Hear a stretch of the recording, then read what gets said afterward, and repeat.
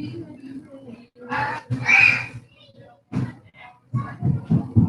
too away.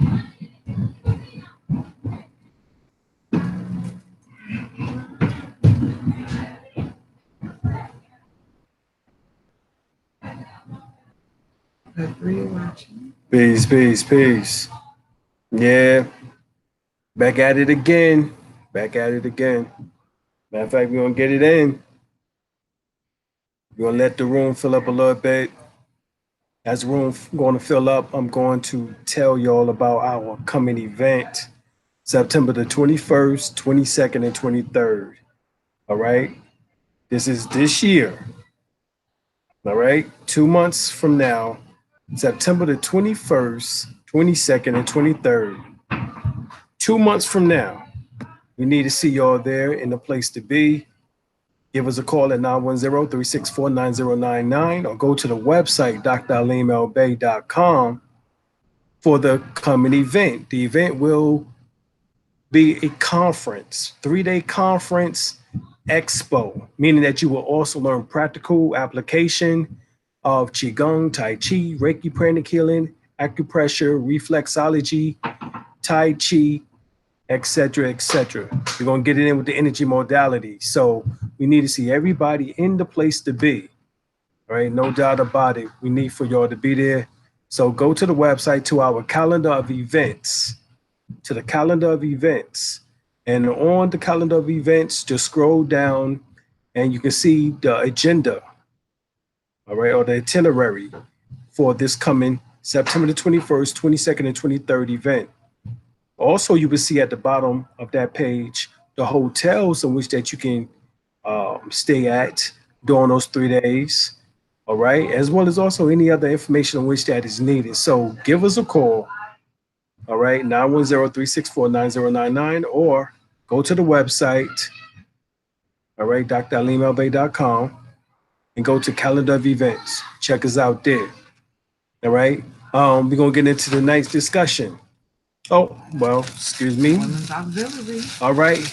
Also, we have the Moorish Women Auxiliary. All right. For the Moorish Holy Temple of Science of the World. All right. Check us out also. Since it has the incense, the goddess has the incense. Our chairwoman, all right, has the incense here. You definitely want some. Charcoal. They got the charcoal joints, nice. Got the meditation, got the money, got the Egyptian musk. I have the blessed, okay. You know what I'm saying? Also have the royal joint is royal nobility. Check this out, royal nobility. And this one is the luxurious. So luxurious body moisturizer made with all natural ingredients. And high-end. All right. This is royalty. Yes. And then we also have the soy candles. These are really nice. They're $15. Oh my gosh. Yeah. It smells amazing. Okay. Yeah. This candle here smells it's like. It's gonna take you straight to the astral plane. You ain't gonna need the blue pill or the red one. Good gosh. I'm telling you right there. So check us out. All right. This is Brother Arsaw, his wife, Sister Melanie. She's doing the Women Auxiliary. And she is our chairman for the Moorish Holy Temple of Science of the World, or chairperson, chairwoman. So check us out. The goddesses is making it happen. The goddess is making it happen. The Moabites is taking it to the next level. All right. So check us out. And if you need any further information on that, just give us a call and we can put you in contact with the goddess and with the god Osar.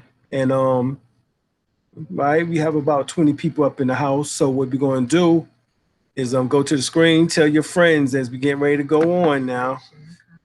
You know, share, comment, and plus subscribe. All right, so we need for you to come on and do that. Subscribe, all right? So here, let's go to the info. Bam, bam. All right, hopefully y'all can see it. Of course, I can't tell if you can see it or not. It's coming up, coming up. All right. So, can y'all see it? Yeah. All right, so here we go. All right. Everybody heard of triple stage darkness, but yet failed to explain what triple stage darkness is. If you read the Holy Quran Circle 7, or in particular, if you read the Muhammad or Mohammedanism book called the Holy Quran, you will find in there where it speaks about the 3 stages of darkness, or the 3 stages or states. All right. 73% of the universe is dark energy. 23% is dark matter. All right. Then you have interstellar gas or intergalactical gas, stars, planets, asteroids, meteorites. But in that is melanin. All right. So really that gives you 3 stages. So 73% is dark energy, all right, or which is called black energy. 23% is dark matter. And then what is called the visible spectrum is actually melanin. So this is triple stage darkness that we're talking about here. This is universal.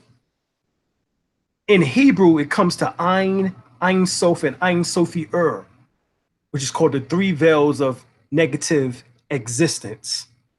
Right? The 3 veils resides above the tree of life. All right, and represents the outer limits of existence and the initial impulse of creation. So Ein is the highest and the first of the veils. It is literally translated as nothing, or simply no. It is absolute emptiness, the opposite of existence, complete absence. At least this is what is said within Hebrew. Ein Sof is in the middle of the 3 veils, and it proceeds from Ein by necessity. It is literally translated as no limit. All right. No limit, Master P. You know what I'm saying? Nah. No limit soldiers, no limit. Ein Sof. All right. If there is nothing that's there, there's no boundaries or limitations. This is the limitless foundation, the eternal in its purest sense. Then you have Ein Sofi right? And is the lower veil, situated closest to the tree of life, right above Kether, which is the crown, which is talking about the crown of your head. It proceeds from Ein Sof as necessity. It means limitless or eternal light, right? Without any limitations, all things happen by virtue of the fact that there is no reason why it shouldn't. Light plays a very important factor and role in the philosophy and the symbolism of the Kabbalah. And the Ein Sofi is that light. Light means many things to the Kabbalistic or Kabbalist. The light of wisdom, of life, of grace, and so on. But in attaching all these associations, it's important to remember that there refers to our human existence of light in the way of intercommunication or communion with the eternal light can heal and transform you, but not the simple nature of light in itself or of itself. So what is the nature of this mysterious light? In metaphysics, such questions can be overanalyzed. The light of Kabbalah is the same as the light described in science and experiencing in our everyday life. It is just that it expresses in more direct Gnostic manner, or be more precise in the manner that it experiences itself. And Einstein theory of relativity states that if you can travel at the speed of light, then strange things will happen to time and space. You would experience yourself to be in all places and all times at once. You would, in other words, be eternal. This is the experience of light from its own perspective. When the world was created and the first light came into being, this was entirely of empty space, or space and time, was created. All right. And held in a single moment. Moment isn't an appropriate word, but there is no other word, that we can use right now. And it says, within the nature of light itself, this eternal moment was the Ein Sofi And or symbolizes aura.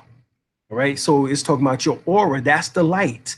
So here you have Ein, nothing, Ein Sof, limitless nothing, Ein Sofi limitless light, and Ein within Hebrew and Arabic, which is the 16th and the 18th letter of the alphabet of Hebrew and Arabic, is the symbol Ein. Ein is the symbol of the eye, the one eye. All right. That one eye, right? You can find it within the Phoenician letters of the human eye, all right, which is the hieroglyphics, all right? You can find it there. You can find it in the Maltese, all right, in the Assyrian, all right? They all had this one eye symbol of the letter Ein. And look, it's Ein and Omicron, Ainu, I. Now, Ainu is the same as on, which means Ra. All right. This is how we are able to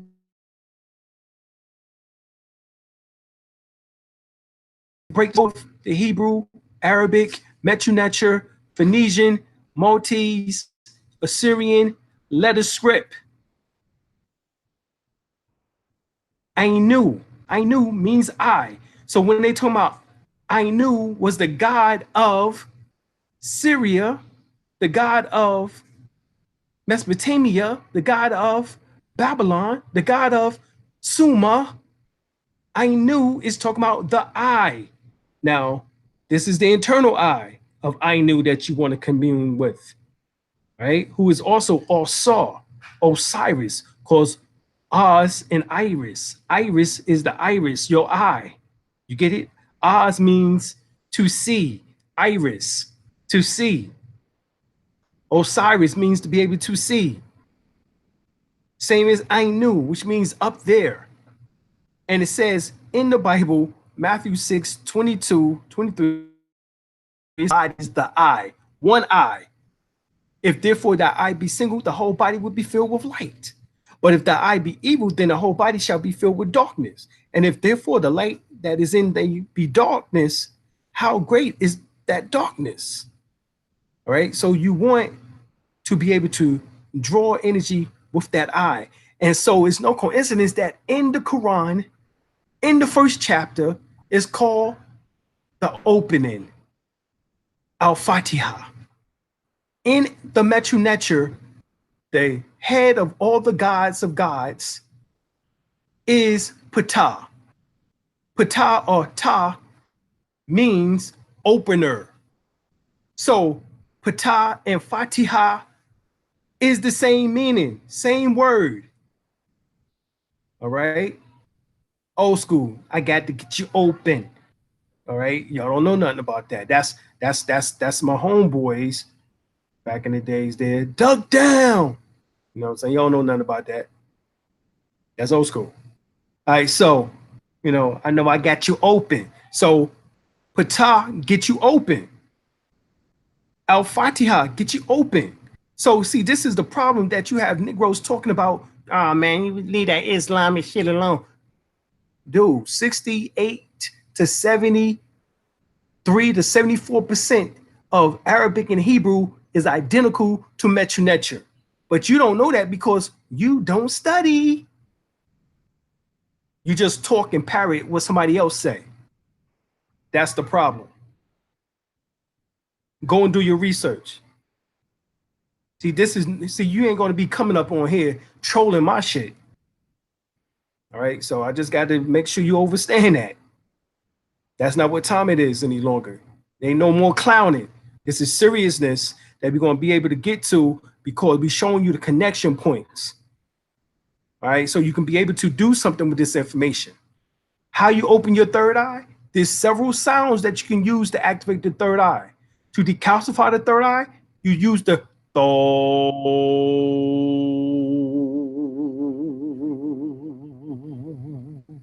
T-H-O-H, the tho sound. All right. The Ein sound is the same as the I sound. I.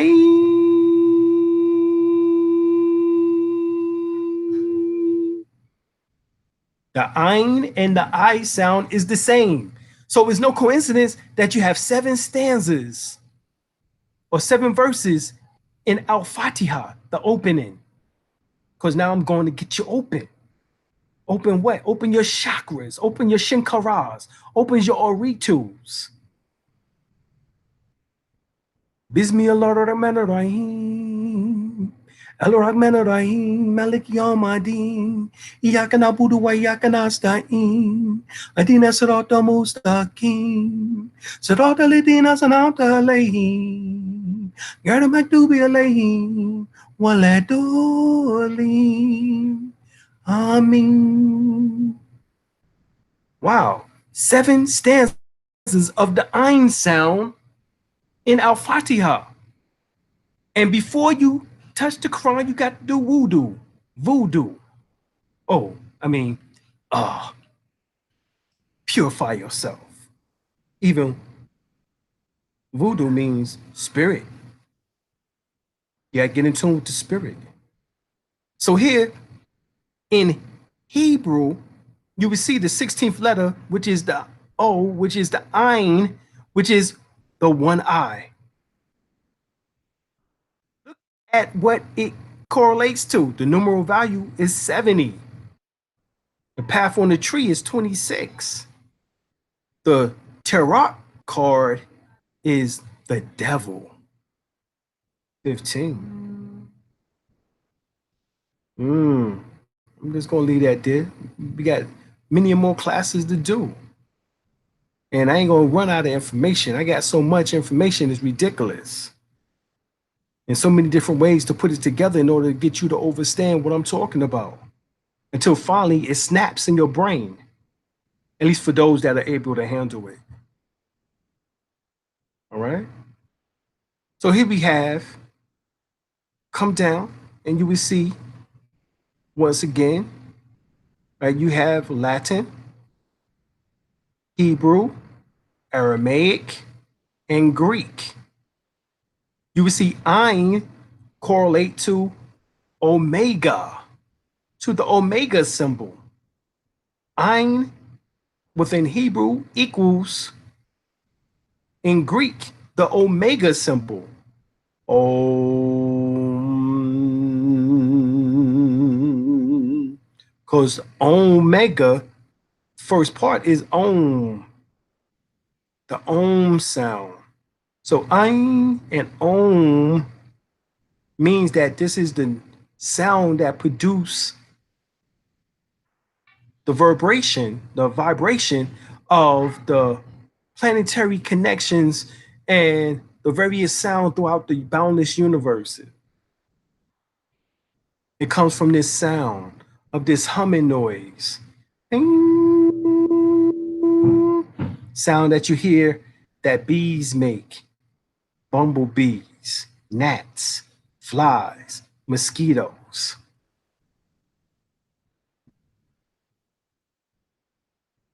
Is the symbol of Ein when you write it in Arabic. Look how it's the same sign as Om written backwards. And what is Om? Is everything. It's the source. It's the vibration and consciousness of the entire universe, as I just told you. Om is the sacred sound and the name of consciousness. It is the spiritual icon of Hindu religion. It is also a mantra in Hinduism, Buddhism, Jainism, and Sikhism. In Hinduism, Om is one of the most important spiritual symbols.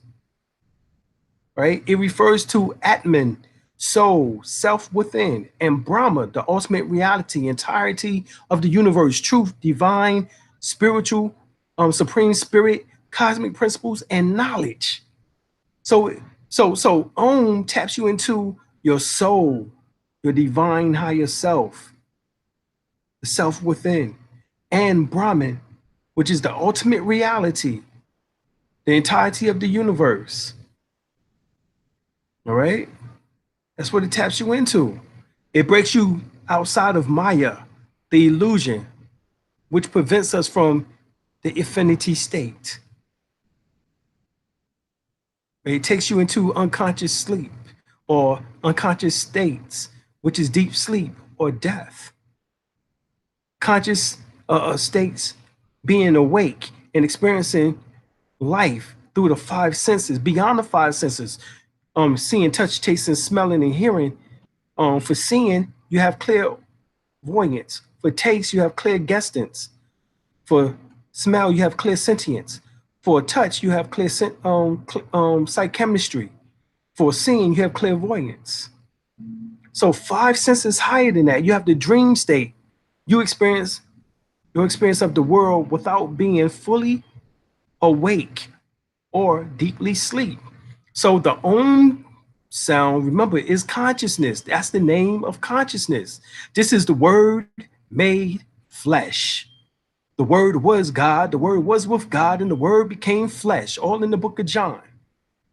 It's talking about consciousness, not just Jesus, which Jesus symbolizes consciousness also, because you have to have what is called Christ consciousness. This is what this is. This is Christ consciousness, all right? So here you have a mirror reflection and converting it to 786, all right?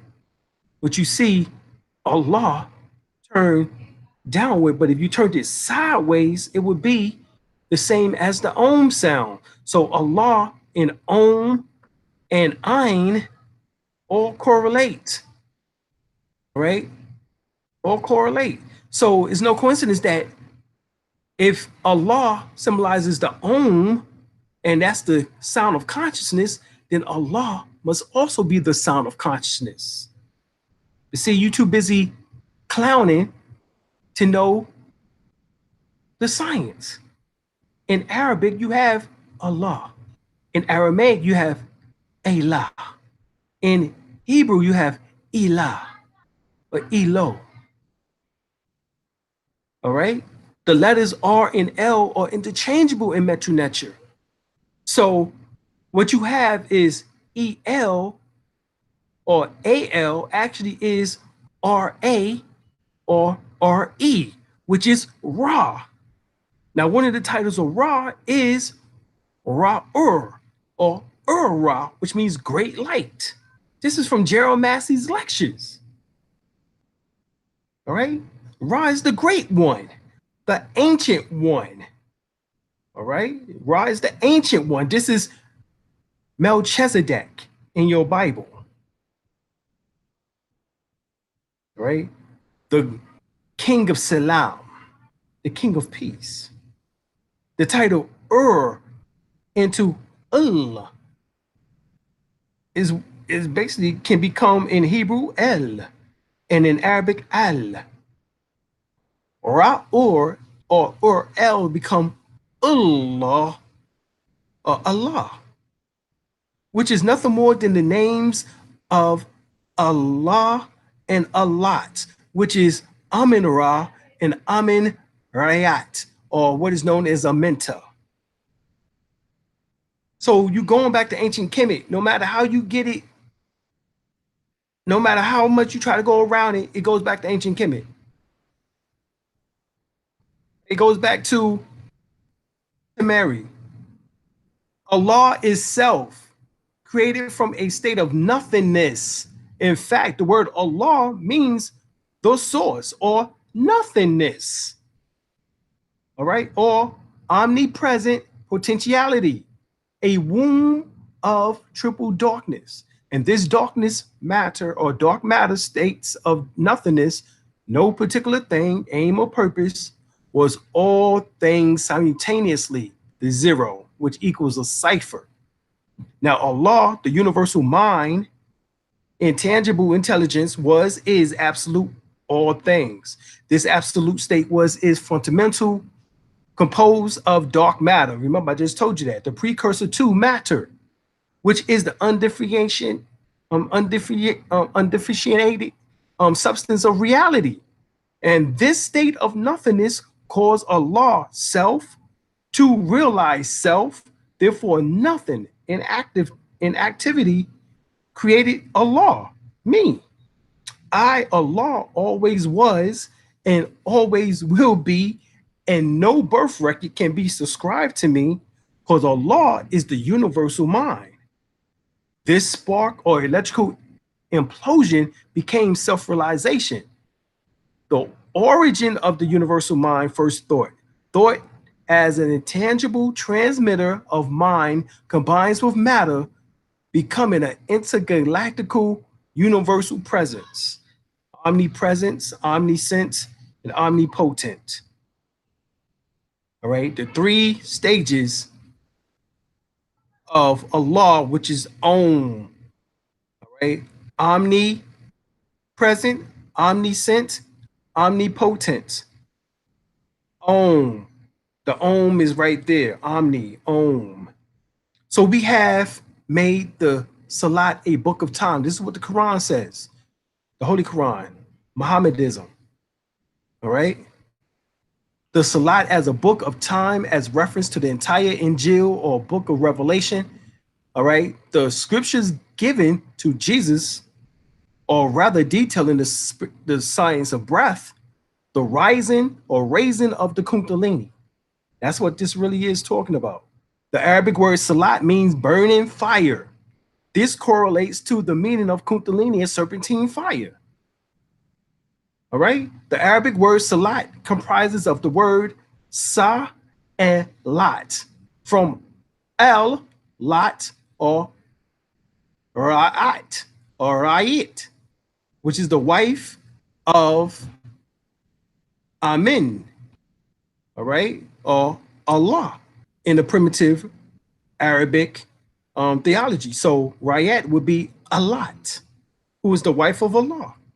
Some say it's the daughter of Allah. All right, and the Kundalini, the feminine expressive or expression of divine force. The solar-based prayer system is a giveaway. You have the 5 elements that are embodied or embedded secretly in the 5 solar salats called Kundalini. The prayers for Muslims are to be make every day. You have Fajr, Asr, Maghrib, and Isha. And these are Islamic correlations to the 4 sons of Heru. And Heru is the avatar. All right. Now, some do the prayers 5 times a day, but yet there's 7, all right, in which that we've studied within the hadiths. Now, the hadiths are the words of men, the sunnah, right, or the traditions of Prophet Muhammad. You have Fajr, which is the dawn, according which accords with fire, energy rising. Dura, which is noon, accords with wood, energy expanding. Asr, all right, which is Asar. Asr, which is Asar, which means afternoon. They put the Egyptian god Asar to be the afternoon, which means, you know, that is after 12, right before 3 o'clock, right? So this would be around 1 o'clock this afternoon. Then you have accords with metal, energy solidifying. All right, you have Maghrib, which is sunset, accords with water, energy sinking. Isha, night, according with earth, stable energy. Nafel, and you have Ishtak, Harara. All right, these are known as the 7. Each one of these particular times of prayer is to help open and activate a particular chakra. All right. Now, as we said, Salat means fire and is the Arabic word for Kundalini, not prayer. Prayer means is dua. The movement and postures, all right, associated with Salat are actually abbreviated versions of the yoga sun salutation. They correlate breathing and by stretching, clearing the meridians and loosening the spine.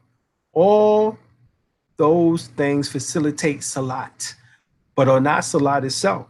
Salat is a force, an energy that flows through the body and the universe. The Quranic term for the middle pillar is Salat al-Wasta or Wusta. Now, it says in the Quran, the second surah, 238 ayat, all right, which is, it says, guard over the Salat and Salat al-Wusta, which is the middle Salat, and rise up to Allah devotedly. How can you rise up to Allah? Remember, this is why they always show you on the cartoons, you know, like Aladdin's lamp, Aladdin, Aladdin. That's what Aladdin means, Aladdin. Aladdin means the religion or the path or the way of Allah, which is the same as Tao within Taoism, which means the way. All right. And it's talking about the Sirat al-Mustaqim, the straight and narrow path. So here we had, it says that the yoga sun salutation features postures or asanas, and several qigong movements are similar to those of the MIZRAM or Muslim or Muslim. All right. The word Muslim and Muslim is derived from the word that the ancient Kemetic, Sumerian, Egyptian word MIZRAM, which means to be born from the tear Ra, from a tear, water from the tear of Ra, to be born from the tear of Ra. That's what MIZRAM is. The Hebrew word for that is MIZRAM or Mizraim. But that is the same word as MIZRAM or Muslim or Muslim. Okay? Don't get it twisted. All right, so MIZRAM, solar salat positions, which is called Raka or Raka. All 7 of these positions are found in Tamari. All right, and you'll see that in a few minutes as I keep going through here. And so what we find out is that not only do the 7 stanzas in Salat opens and activate your chakras, all the 7 positions in Salat, which is called Rakat, or the 7 times in which that you would pray, which isn't necessarily, which is hadith, which are based on the words of men. All right. The Bible itself only speaks of 3 times of doing prayer: morning, afternoon, or noon, and evening. All right. The Quran goes into a long story concerning how Allah wanted man to do 100 prayers. And Muhammad was like, oh, no, you ain't gonna get that from him. Better try that shit again. He went down to 50. No, I still think that's a little bit too much. God, you know, Allah, you know, that might still be a little bit too much for them niggers. But how about 20? I think, you know, come on, keep on coming. 10. All right, well, half of that. 5. Oh, yeah, okay, yeah. I think that might be about right. You might be able to get them niggers to do about maybe 5 times a day. Interesting and funny ass story. For Muhammad traveled up to get that information according to the hadith into the night of power. That was during the night of power, or the Miraj, which he supposedly was taken up. Now, Miraj means illusion. Mirage is just like Maya, which means the illusion. But he was taken up on the Baruch, a whitish lightning animal, like lightning, but it was a whitish animal type of creature, right? Part donkey and part something else. It was like a Shimaron from the Greek tales, a composite of different animals. But this is all symbolic because the animal in which that took him up, which is called the Baruch, actually was the Kundalini. And it took him up into the 7 heavens, which was through his 7 chakras, into his crown chakra, where he seen God or Allah face to face. And he spoke before Allah in the 7th heaven. This is the same thing that is told to you in the book of, in the Genesis, in 32nd chapter of Genesis, where Jacob said he was taken into the 7th heaven, and which is called the land of Peniel, the Peniel land. the pineal land, and he's seeing God face to face. Right? This is what this is talking about. So the 7 chakras correlate to the 7 archangels, or the 7 prophets, or the 7 Elohims. All right, he's talking about your 7 endocrine glands. All right. So we're talking about wudu and cleansing, or gush, or gul, all right, which means absolution or purification, cleanliness. Cleanliness is next to godliness.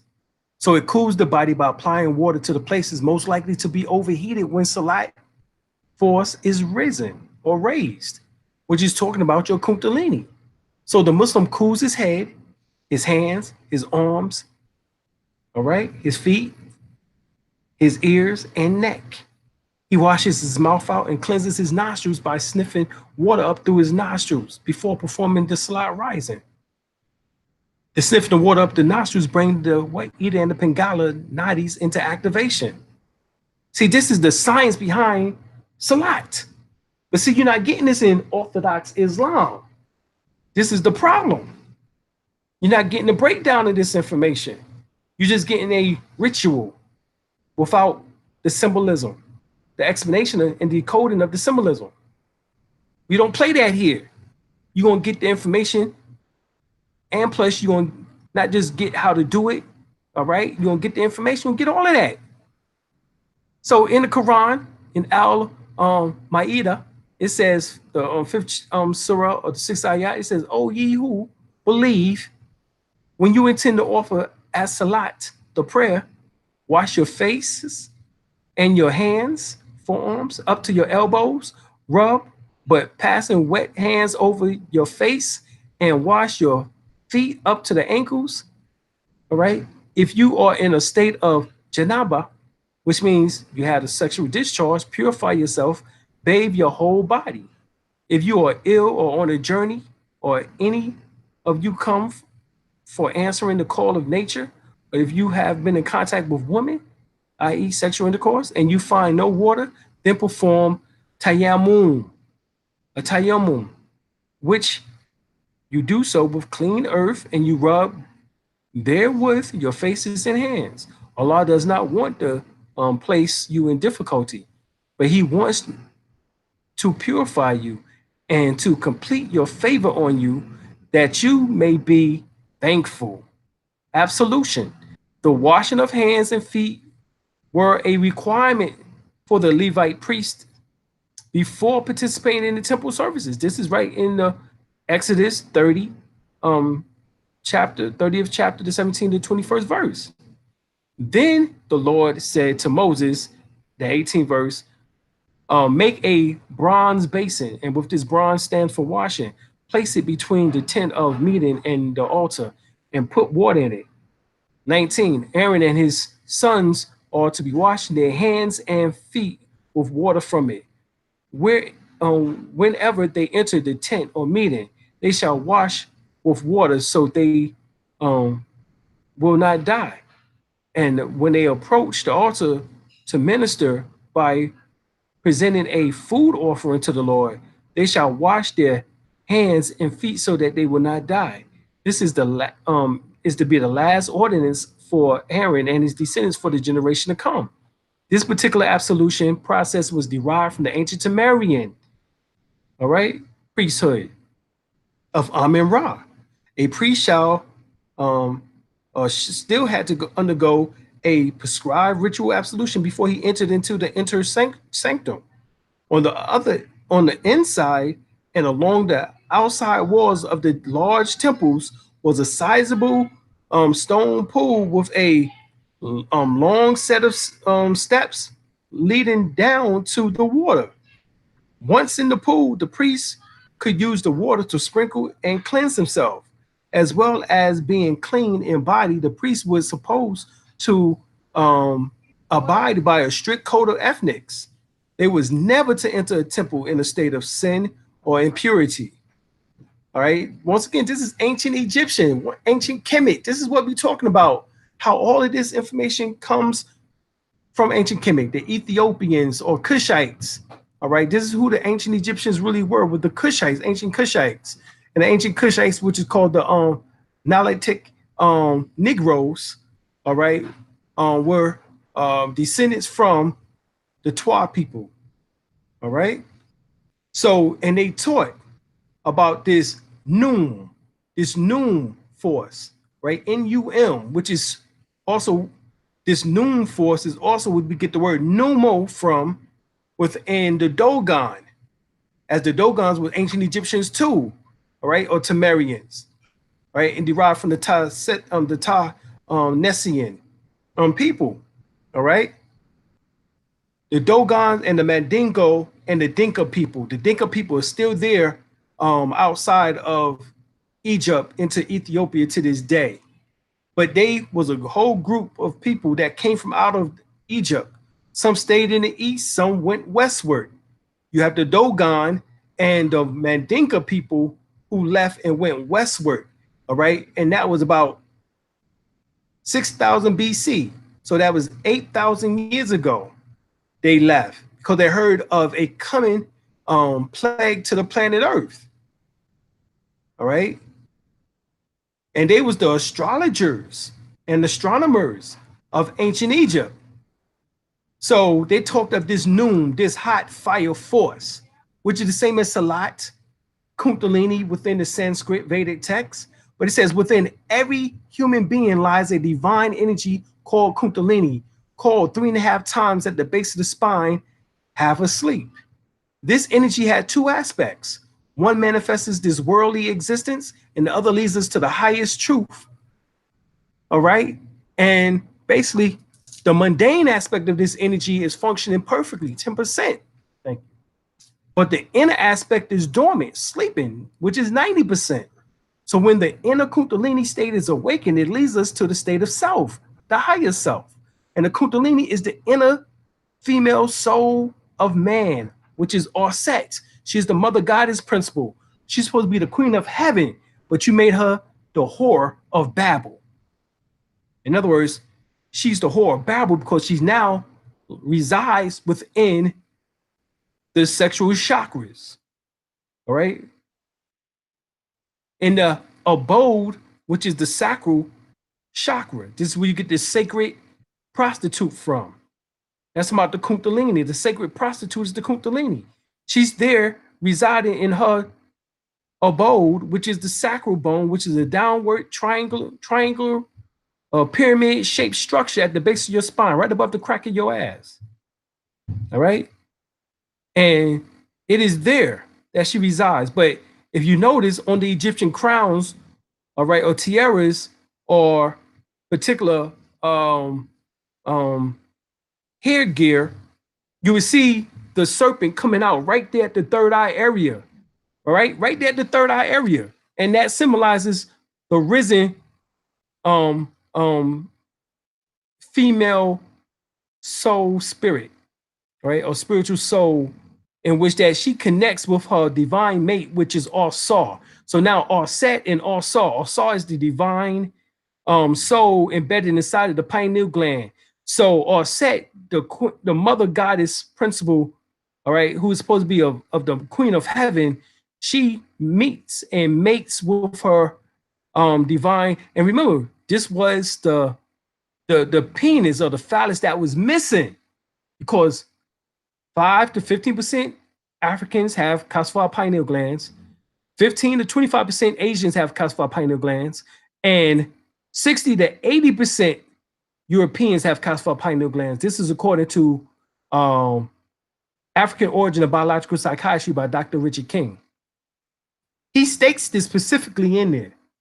All right, so the pineal gland is inactive because it itself, the soul which is embedded inside the pineal gland itself, is half asleep until the Kundalini resurrects it. This is the same story of the which they switched it up in the about the princess and the frog. She kisses the frog and changed the frog.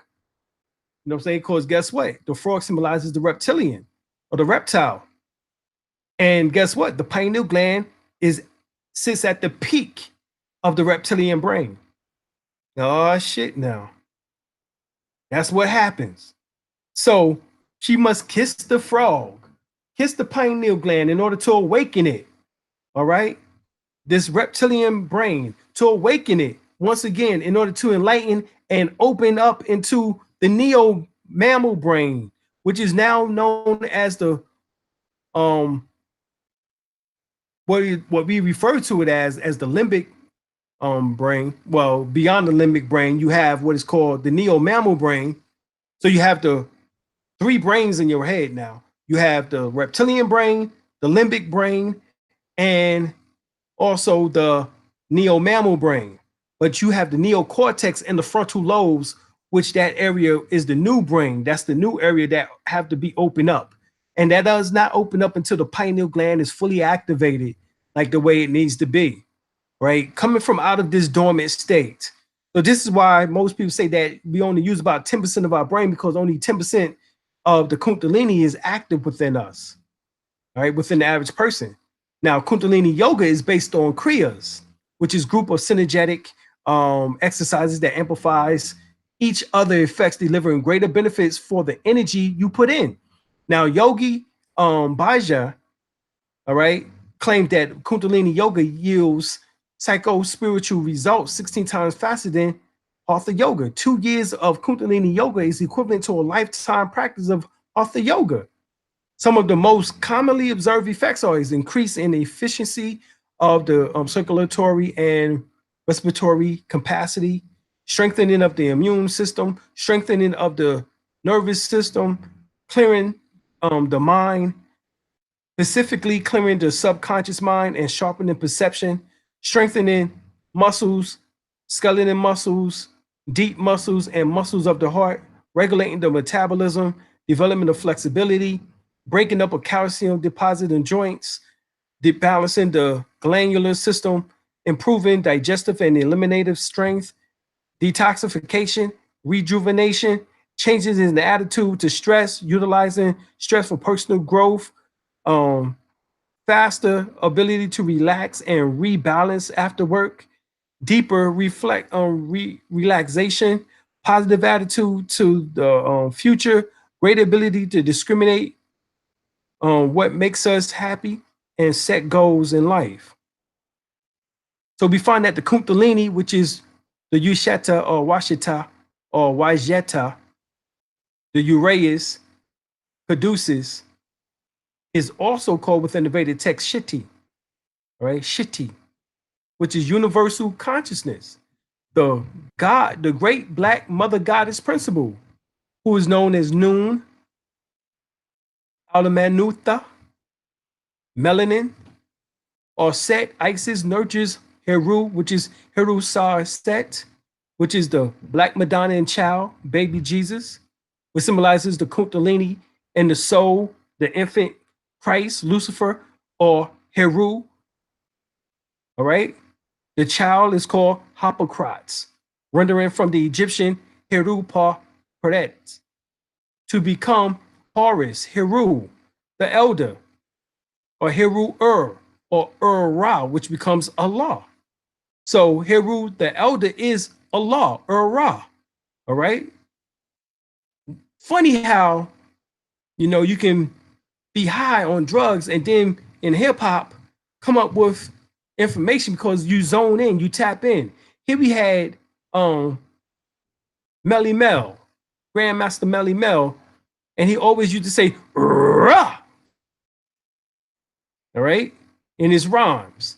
And Ra happens to be Horus the Elder, Allah, all right, and Kundalini, all right, she doesn't create this universe the way a human builds a house, using different kinds of materials and remaining different from those materials.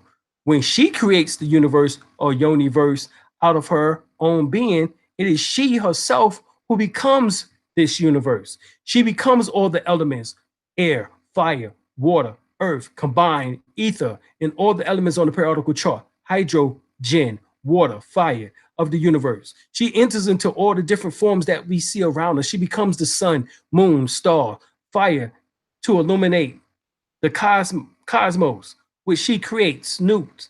She becomes prana, chi, ki, Holy Spirit, the universal life force, the supreme energy that emanates all living things. Eve, mother of all living things. She who, to quench our thirst, becomes water. To satisfy our hunger, she becomes food. Whatever appears tangible or is intangible, physical or spiritual, is nothing but Shakti. Nothing but Kundalini. She enters everything. She creates. Genesis, gene, Isis. You get it? The Isis or genealogy of Isis. Talking about Kundalini. You never lose. She never lose her identity or her immaculate purity, hence her virginity. She never loses her virginity. Hence the reason why Mary, which is Auset's name, Auset Mary, is her name, M-E-R-I, becomes M-A-R-Y within the Catholic Church, Catholicism, and she become worshiped within there. Holy Mother Mary. And you have to have your rosary beads, and if you think something or do something negative, you got to start chanting Holy Mother Mary, Holy Mother Mary. You got to start getting it. Just like Muslims have their prayer beads called dhikr beads. And they have to do the 99 attributes of Allah. Right? Al-Rahmanu, Al-Rahimu, Al-Maliku, Al-Qudusu, Al-Salamu, Al-Mukminu, Al-Mahaiminu, Al-Azizu, Al-Jabaru, Al-Mutakabiru. 99, all the way to El-Sabir, the patient, or El-Sabir, the patient. So this is what we're talking about. You have the positions of Qiyam, which symbolizes the letter Alif.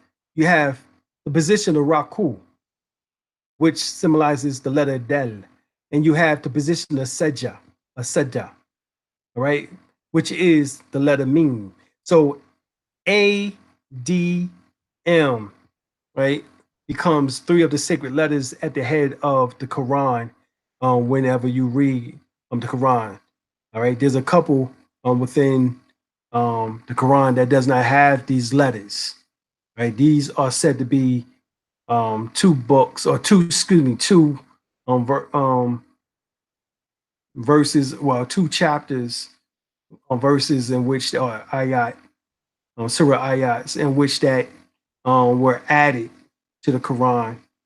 All right, but salat means fire and is the Arabic word for Kundalini, not prayer, as we said. All right, so we have to realize that. So here we have Sayra, all right, Namaskar, which is sun salutation.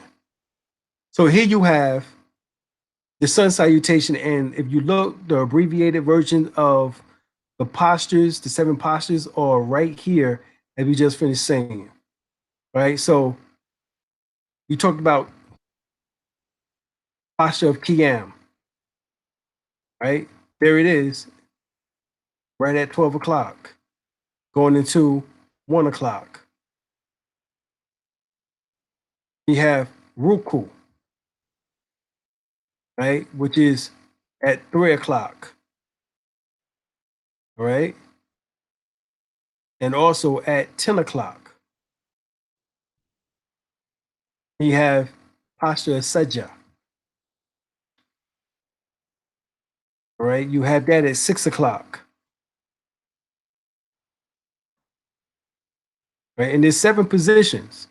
All right, Islam, the Arabic term Islam comes from the Sanskrit Ishalam, which means peace. Just like the term Muhammad, Arabic, comes from the Sanskrit word also Mahatma, meaning in Sanskrit is the language of the Hindus. Originally, the Hindu Kushite people known as the pre-Davidians or the Tamil people. If we study Islam, then we can look beyond 610 AD, look beyond Muhammad. All right, so we see it in Sanskrit, but being that these pre-Davidians came from out of, and it was known as the Indo-Kushites, this means that the Kushites had this information when they was in Africa. So yes, we see the derivatives of Muhammad coming from Mahatma. All right, we see that, and we see peace coming from Ishalam. all right, which is in Sanskrit, right? But these words actually go back to ancient Kemet or Tamari, Egypt, all right, in Metronetra.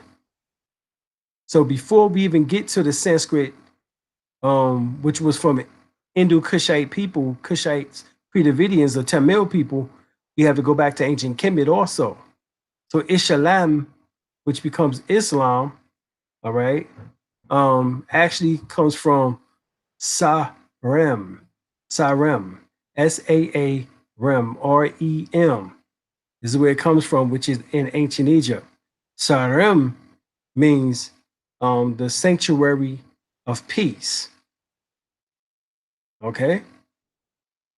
The sanctuary of peace. All right? The sanctuary of Ra's peace. Or as they would say, Allah's peace. All right? But it's a Ra peace. So these 7 positions that we go into, because we talked about 3 of them, but let's get into 3. We talked about 3 of them, but let's get into the 7 of the into 7 of them. You have Nayat, which means intentions, and a good MIZRAM, a MIZRAM Muslim, all right, stands and prepare the mind for salat, to worship. The spine is straightened as the hips is tucked slightly forward and knees slightly bent, shoulder width apart. 2, takbir, tarima, means the greatest. Before each movement, the Muslim raises his hands to the ears and say Allah Akbar, such as Allah Huya, all right, which becomes the Christian word that they use for Allahu Akbar is Hallelujah. The name Allah is derived from the ancient Sumerian name Ra, or Heru or Horus, the elder. The sound activates the heart chakra. The yogi raises his hands all the way back, establishing or basically establishes correct posture. It is called in yoga the tree pose. This is related to the fact of Asar, God in the Egyptian religion, was buried in a tree. All right, the Acacia tree is the tree in which they're supposed to have been buried in. Right, then you have Qiyam, meaning to stand in. The MIZRAM stands erect with her hand cupped over the solar plexus for the Muslim, and the navel for the Muslimah, as they begin the prayer, the supplication, dua. The surah or the chapter said normally is Al-Fatiha. And Al-Fatiha, 1 + 8 = 9, the opener. If the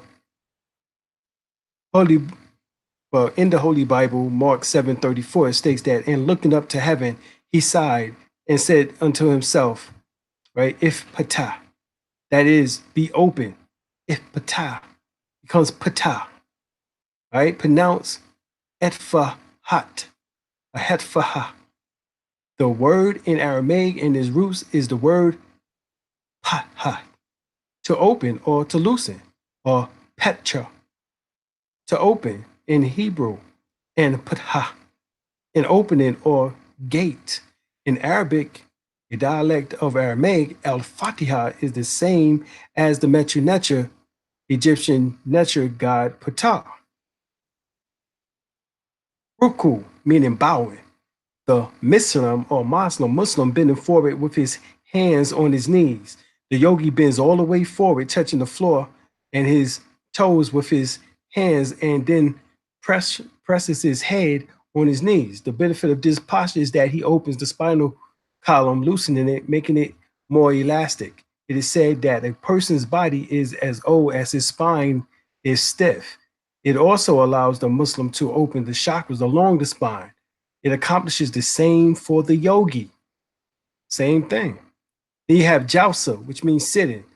All right, enables the Muslim or Muslim to activate the nadis, which is the acupressure meridians in the right big toe.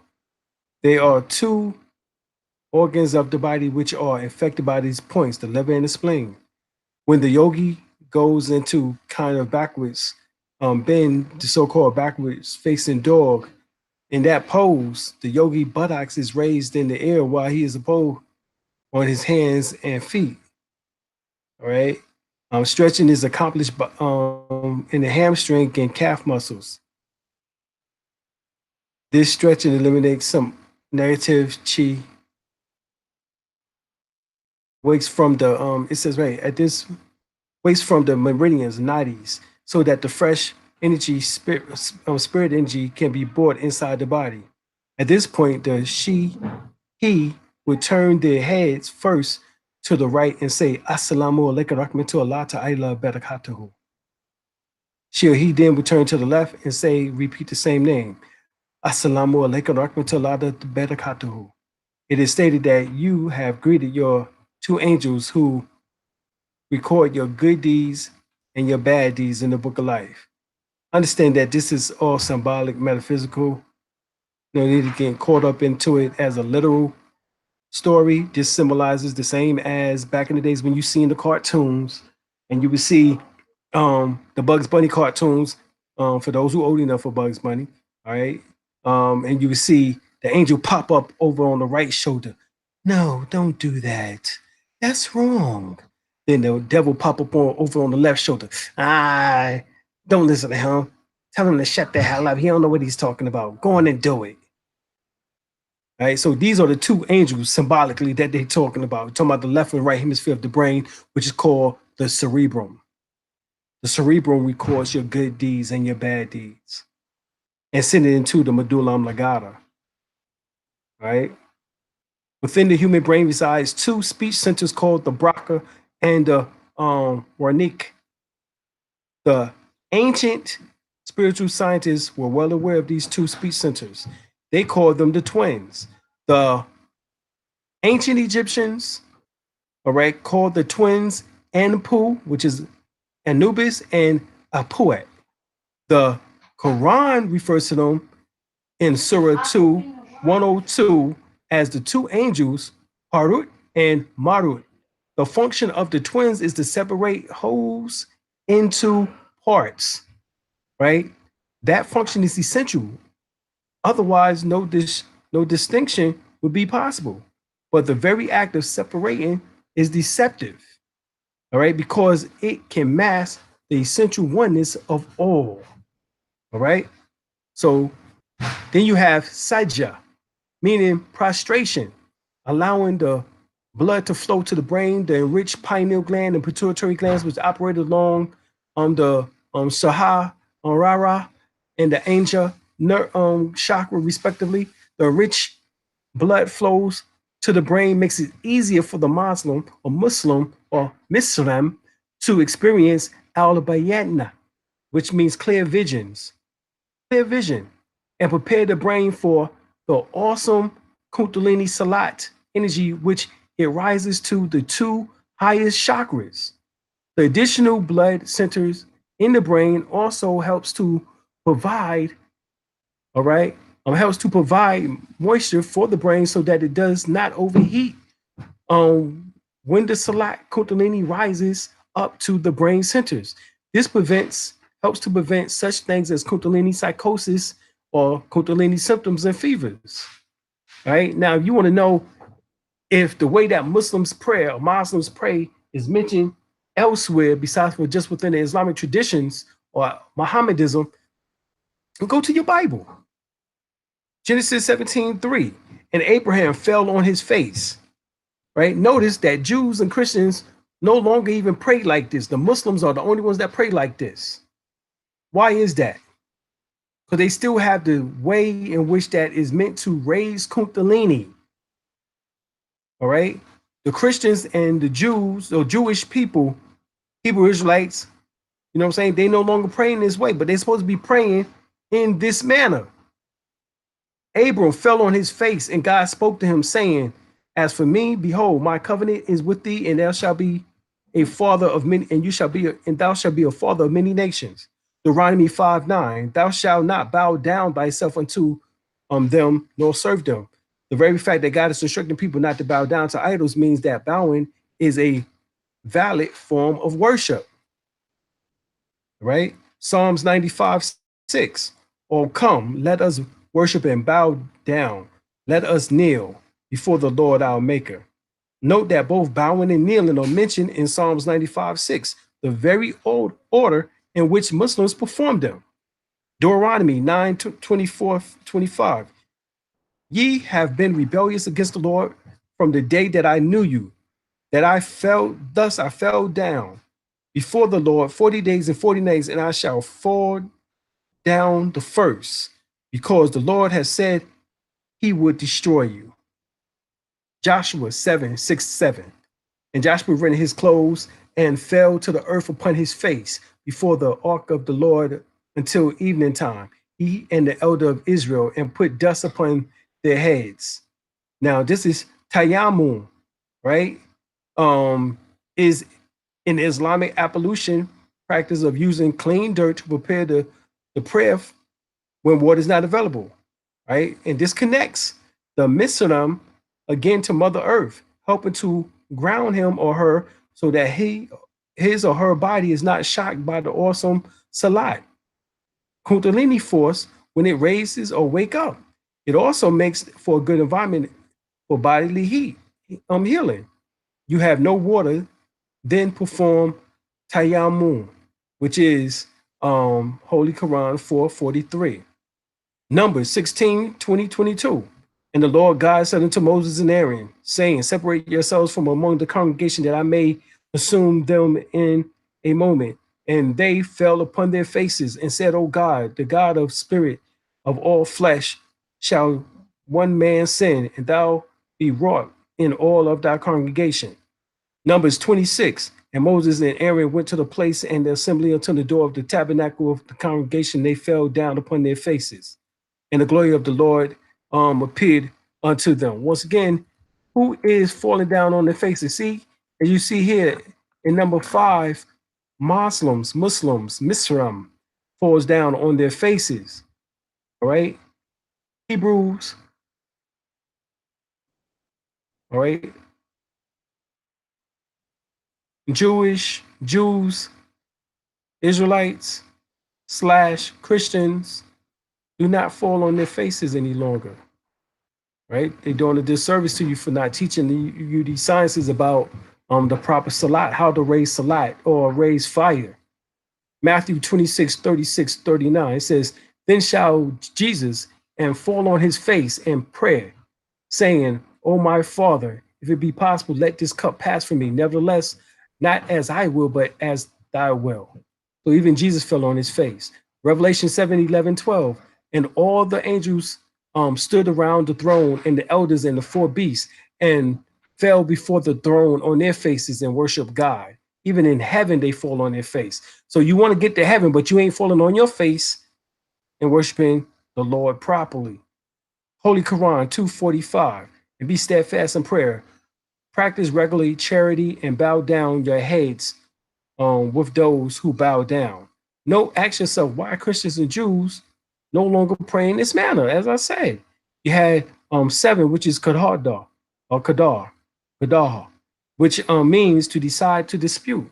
The Muslim goes into a long sitting pose. It's proper performance of Qadar, which is the Muslim sitting on his bottom and crossing his legs, and then performing meditation, especially the meditation of dhikr, right? Chanting the names of Allah, or the mystic letters, which was the mystic letters I talked about earlier. It is in this position that Qadar, that the salat proper actually occurs for is here, owing to the use of dhikr and which is pranayama.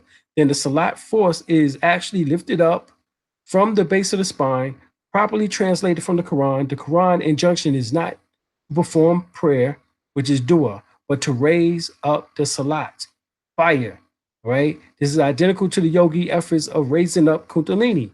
In Qadar, the Muslim performs the necessary chanting and breathing to raise up the fire of Allah, or the serpentine fire, right?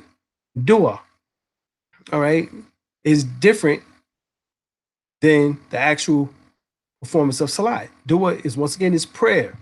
They have people mixed up. Then you have dhikr or zikr, which means remembrance of a God. or remembrance of Allah. Pronouncement, invocation, that's Arabic. Essentially, the practice of dhikr is a form of prayer, which is a Muslim will express his or her remembrance of God within, either within or overtly by calling on the names of Allah, Allah, Ra, right? Then may come to the form of recitation or simply allowing remembering God in the heart. Because Sufis say that Allah is closer to you than your jugular vein. Allah is within your heart. Even Muslims say that Allah is close to your jugular vein, but then they start telling you that Allah is far, far away from here, somewhere. Somewhere. Allah is far, far away. Then why in the hell did you just told me that Allah is closer to you than your jugular vein? Which one is it? Stop with all these goddamn contradictions. Okay? So right here, it says in prayer in which that Muslim will express his or her remembrance of God, either within or overtly by calling on the name of God, Allah, or Sir, or Ra, and it may come to form of recitation or simply always remembering God in one's heart. The head of a Muslim or Muslimah turns first to the left and then to the right, saying Assalamu alaikum rahmatullah ta'ala barakatuhu. All right, which basically means peace be unto you, rahmatullah barakatuhu, as well as also Allah's blessing. All right.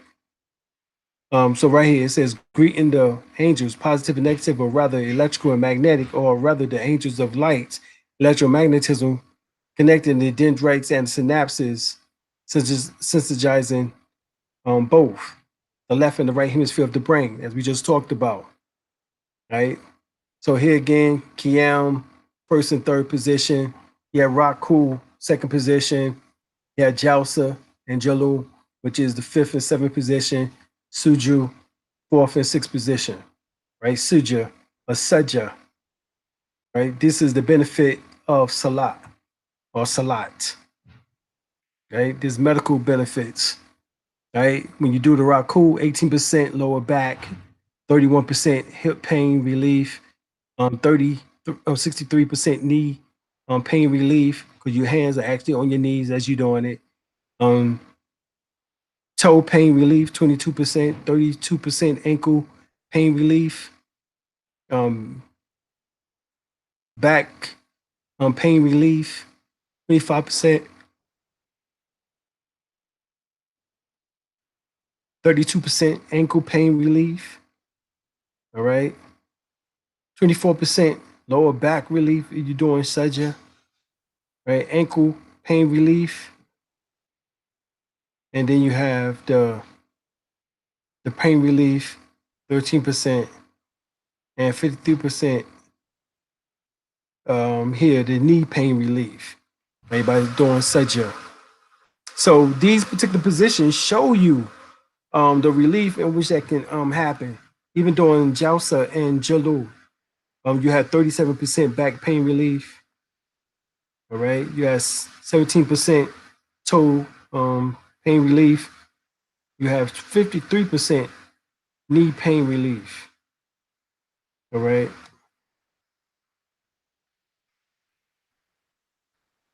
Here they show you 6 positions, but there's actually 7, which is Jalu. All right, Jalu.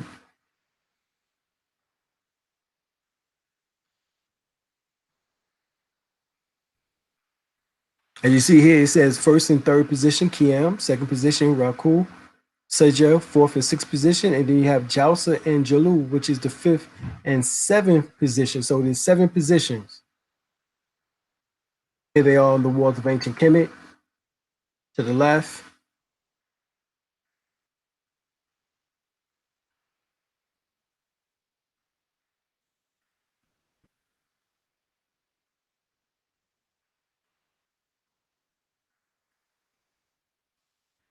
All right. Malcolm.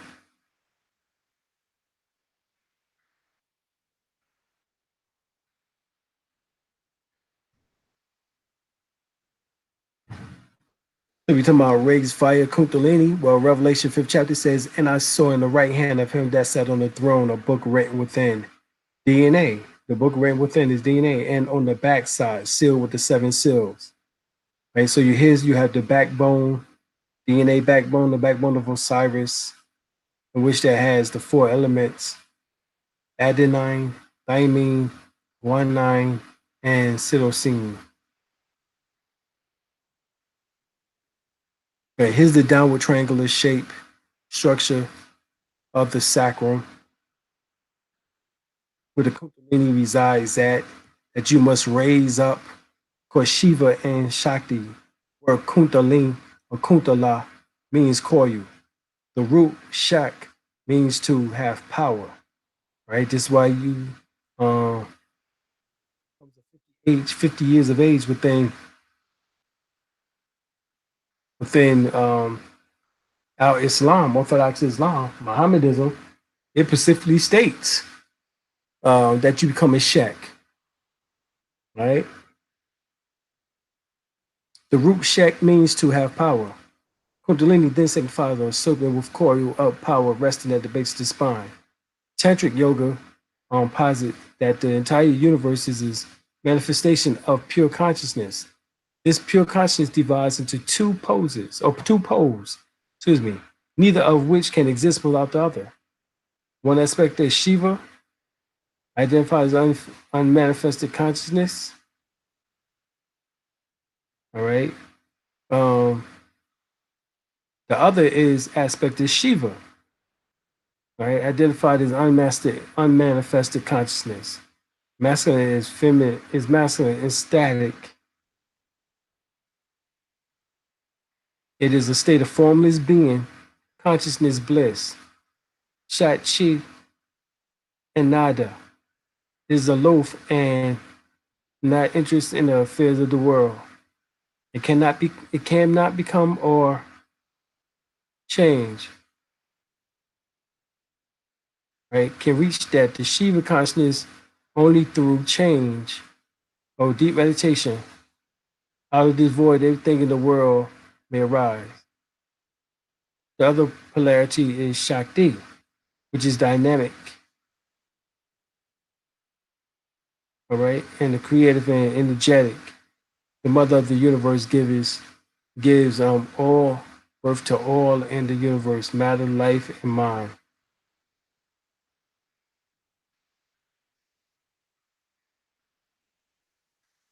Right? These two polarities are united in the manifested universe. Maya creates an illusion of separation. Like this protection of Shiva, but creates an illusion of separation. Shakti is a projection of Shiva. Now this is talking about Asar. All right. So Shakti is projection of Shiva, but many veils the latter. This illusion is perceived in inviolation. That consciousness feeding between itself.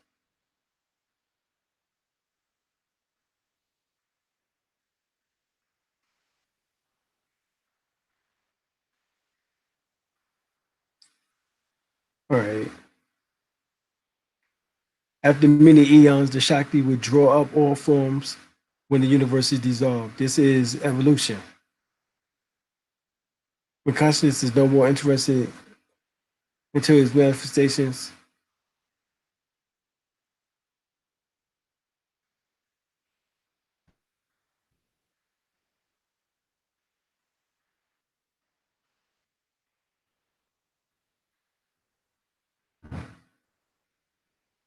all right, so let's look at it. I had to give you time to think about it because this is some powerful information here about you learning about the science of Kundalini, and that even by making Salat within Islam standards, it raises Kundalini. In fact, the word Kundalini, or in particular, Salat means to raise fire, to raise Salat, to Kundalini, to raise Kundalini. Right? So Shakti is involved in manifestation, but the greater part remains dormant. The dynamic part is Shakti, is specifically undifferentiated form, while the primal power remains this coiled up Kundalini at the base of the spine. Shiva resides at the crown chakra. Ordinarily, only small amounts of Shakti energy is used for a normal function of the chakras and nadi for daily purposes. This latent force can be transformed to be an active one through appropriate means. Many methods has been described. This transformation is called the awakening of Kundalini. It comes from stems from these two nerve channels that intertwine around the central nerves of the spinal cord.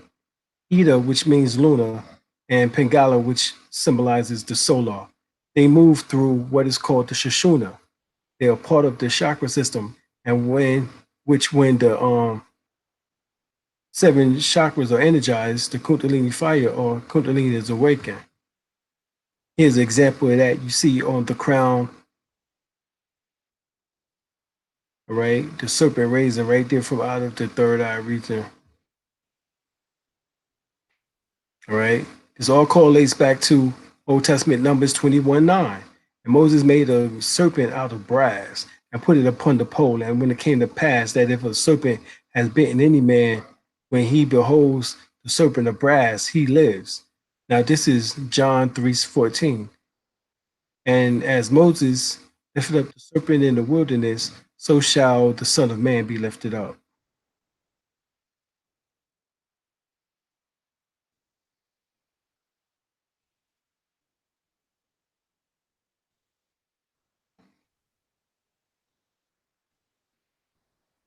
All right. So we're going to go on and end right there. I don't have information as far as being able to go into the air and ask any questions right now. But of course, we're going to end as we begin, or end as we always do, continuing now for days, weeks, months, years to come. We're moving towards our most cherished goals of health, wealth, knowledge of ourselves, security, much more joy and happiness in our life, full contentment and better economic conditions. Every action, enterprise, and endeavor in which we wish to be involved is bringing increasing rewards. We have so much success and abundance that we're able to help share with those who are sincere along the way. We're moving closer towards the oneness of Goddess and God and a full release of our higher inner selves. Ashe. Peace, y'all.